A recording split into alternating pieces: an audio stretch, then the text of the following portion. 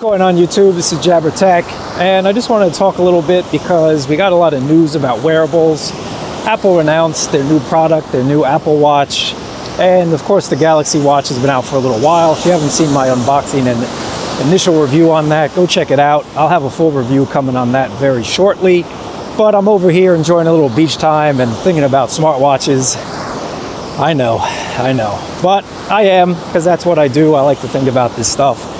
So let's talk about the Wear 3100 processor from Qualcomm, and I'm going to call that the Band-Aid processor just because it's really not anything innovative in my opinion. It's still using that same old, probably I think it's about 5 years old right now, process, the 28 nanometer, and that's just wrong. I mean, they took 2 years to develop this chip, and this is all they could come up with, is adding a little coprocessor. Now, don't get me wrong, the coprocessor is using 7 nanometers, so that's definitely a better way to make a chip, more power efficient and all that good stuff. But it's really just adding a band-aid by throwing on this extra coprocessor to help the main processor, which is still using an old process and is still going to consume the same amount of battery life that it did from the Snapdragon 400, which debuted that manufacturing process. So it's really nothing new. I mean, they're getting all excited that the new Wear watches will get about 1.5 to 2.5 days of battery life, and they're kind of thinking like that's something we should get excited about. My Gear S3, which is going on 2 years now, got me 3 days when it first came out, and I'm still pushing 2 days on that thing. And that's, you know, that's a 2-year-old watch. But granted, it is using the 7270 Exynos, which is a 14 nanometer process. And I don't know what they put in the new Galaxy watches. I don't think they really came out and told us. But people are claiming that on the bigger one, they're getting about 4 to 5 days. Now that's something to get excited about. Now I have the small one, the 42 millimeter, and I'm only getting about 2 days. It is a smaller watch, the battery's a lot smaller, so I'm not really complaining too much. But I wanted to see something a little bit better from Qualcomm. I mean, a 28 nanometer processor, when it kicks on, is going to use a lot of juice. And that's what's really being shown by that battery percentage, 1.5 days. That's what I'm getting on my Huawei watch, is 1.5 days. And if it took them 2 years to develop this little coprocessor, I think they got a lot of work ahead of them. And I think that really just shows that they're really not fully, what can I say? They don't really believe in smartwatches. I think they don't think it's going to be a product that's going to be around for much longer. And I happen to disagree. I love smartwatches, I always have. And I think more and more people will, as they improve upon the watches themselves, improve upon GPS, and kind of figure out what they really want us to use it for, what we really want to use it for. I like it as a notification center personally, and as a fitness center. That's what I like on my smartwatch. I'm not really too concerned about having tens of thousands of apps on my watch. Let's be real, the processor is really not going to be fast enough to enjoy those apps, so just give me that notification center and I'm fine. But anyway, what else are they touting? They're touting 12 hours continuous usage of GPS. That doesn't get me excited. I ain't running for more than 1 to 2 hours or biking 3 to 4 max. And, you know, my watch currently does that, so I get it. They're saying 12 hours, you know, so that means if you run for an hour or two, you're really not going to make that much of a dent in your battery. And I get that, I understand that.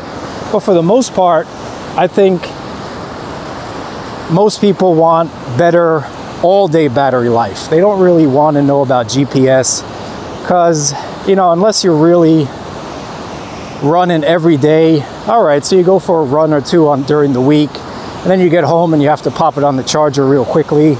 That's not really that big of a deal. If GPS took 20% from your run, by the time you shower and get ready to leave again, your watch is fully charged. Now, innovation would have been figuring out quick charging capabilities on a smartwatch. That should be the next step.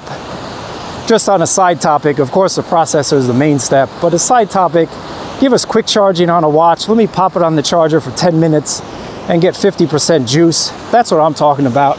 That's what I want to see. And if anyone's going to give us that, that's going to be Samsung. They're really innovating with these watches these days. So 3100 in my opinion, and again, let me know what you guys think, but I think it's just a band-aid.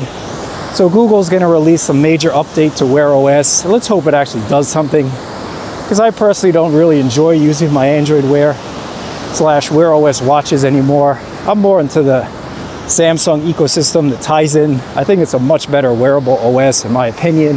But let me know what you guys think in the comments below. Next, I want to talk about Apple and their Apple Watch Series 4. Man, that thing is ugly. So Apple said it's the same iconic design that people love, and I think it is the same iconic design because it's ugly. That's going to forever be known as the ugliest smartwatch in my opinion. Just look at the Zen watch. I mean, no offense to those of you that have it, but man, that thing was ugly. A square device on a wrist does not really work out well. How many traditional watches do you see that are square? Not that many, and there's a reason for that. I've never seen a Zen watch in the wild. I don't even think I've seen it at Best Buy.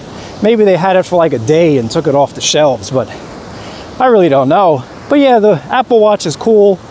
I mean, you know, Apple is really pushing themselves as the fitness / health wearable, and I get that. If you get more and more people to believe that it's going to save their life, and you can Google that, people claim the Apple Watch saved their life.